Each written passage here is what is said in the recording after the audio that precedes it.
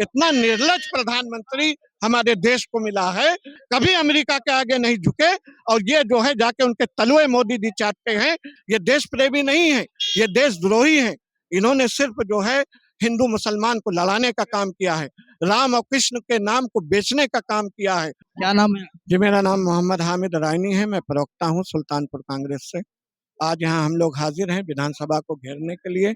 और जिस तरह से आप समझ लीजिए, अंग्रेज भी नहीं रोक पाए कांग्रेस को, और कांग्रेस के नेतृत्व में देश की को आजादी मिली, और उनके चेले, उनके मुखबिर, ये क्या हम कांग्रेस को रोक पाएंगे? जो आज सत्ता में है ये अंग्रेज के मुखबिर है, ये देश प्रेमी नहीं है, ये देशद्रोही है। इन्होंने सिर्फ जो है हिंदू मुसलमान को लड़ाने का काम किया है, राम और कृष्ण के नाम को बेचने का काम किया है, लोगों की भावनाओं से खेलने का काम किया है। इनका मकसद सिर्फ सत्ता पाना है, और सत्ता पाने के बाद मलाई काटना है। और इनका मकसद ये कभी नहीं रहा कि देश की जनता की भलाई हो, देश की भलाई हो, बेरोजगारों की भलाई हो, महंगाई काबू में हो। इनका कभी ये मकसद नहीं रहा। इनका मकसद ये है कि सत्ता हासिल करके दलाली करें, अडानी अंबानी को फायदा पहुंचाएं, ट्रम्प की गुलामी करें, जाके उनका पैर छुएं। आप बताइए, इतना निर्लज प्रधानमंत्री हमारे देश को मिला है। जो इंदिरा जी थी और कांग्रेस की हुकूमत थी, कभी अमेरिका के आगे नहीं झुके। और ये जो है जाके उनके तलवे मोदी जी चाटते हैं। ट्रम्प कहता है कि मैंने संधि करवाई, सीज फायर करवाई, कोई बयान नहीं आता। ट्रम्प कहता है रूस से तेल खरीदना बंद करो, तो उसकी बात मान लेते हैं।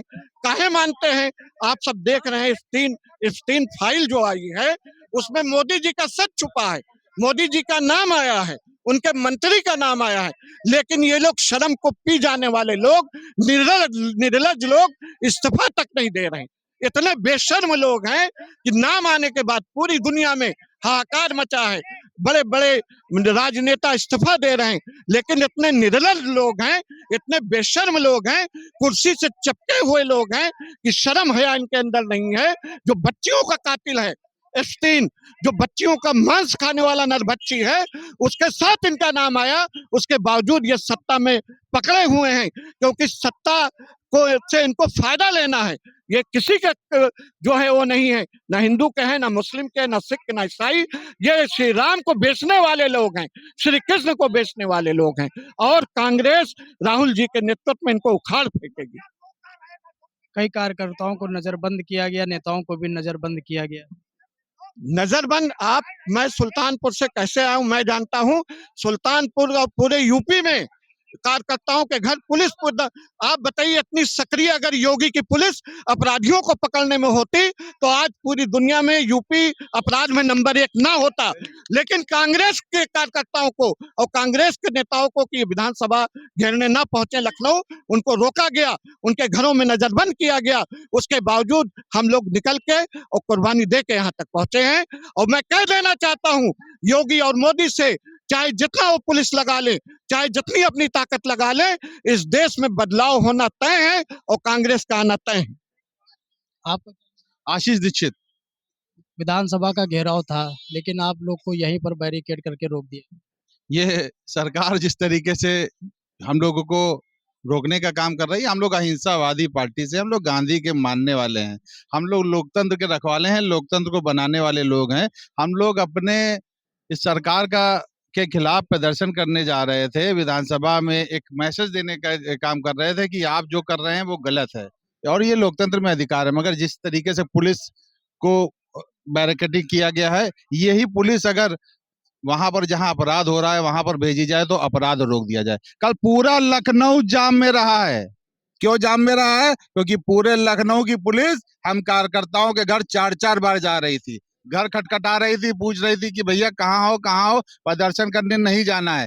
घर पे जो है नोटिस चस्पा कर गई है। यही पुलिस इतनी तत्पर हो तो अपराध रुक जाए। यही पुलिस जो है पूरे लखनऊ की ट्रैफिक व्यवस्था जो है चरमरा गई, इसलिए क्योंकि जो पुलिस को ट्रैफिक व्यवस्था सुधारनी थी वो तो कांग्रेसियों के घर खटखटा रही थी। तो इनको जनता के हितों से कोई सरोकार नहीं है।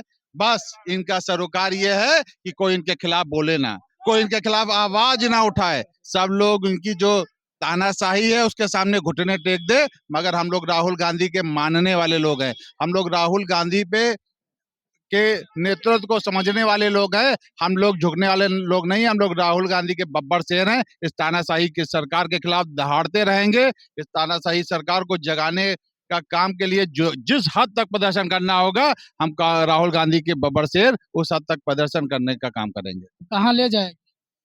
बहुत से लोगों को सूचना आ रही है कि अलग अलग लेके जा रहे हैं, क्योंकि इन लोगों की मंशा ये है कि ये मीडिया में ये दिखाएं कि पूरी तरीके से फ्लॉप रहा है, मगर आप चारों तरफ अगर अपना कैमरा घुमाएंगे तो देखेंगे कि ये प्रदर्शन कितना सफल रहा है, कितना जन आक्रोश है सरकार के खिलाफ। और जब देखेंगे और ये लोग इधर किसी को इधर लेके जा रहे हैं, किसी को सूचना आ रही है कि कहीं लेके जा रहे हैं, तो ये लोगों का फार्मूला ही रही है कि इकट्ठा भीड़ ना देखे, ताकत ना देखे, जनता को ये समझ में ना आए कि इनके साथ कोई है, जनता को ये समझ में आए कि सब कुछ वेल एंड गुड है, सब कुछ अच्छा है, सब कुछ जो है ऑल इज वेल है। मगर ऑल इज वेल नहीं है। आज का देश का युवा जो है बेरोजगार है पूरी तरीके से, अर्थव्यवस्था चरमराई गई है। ट्रंप ने इस देश के यशस्वी प्रधानमंत्री नरेंद्र मोदी को कठपुतली बना देने का काम किया है।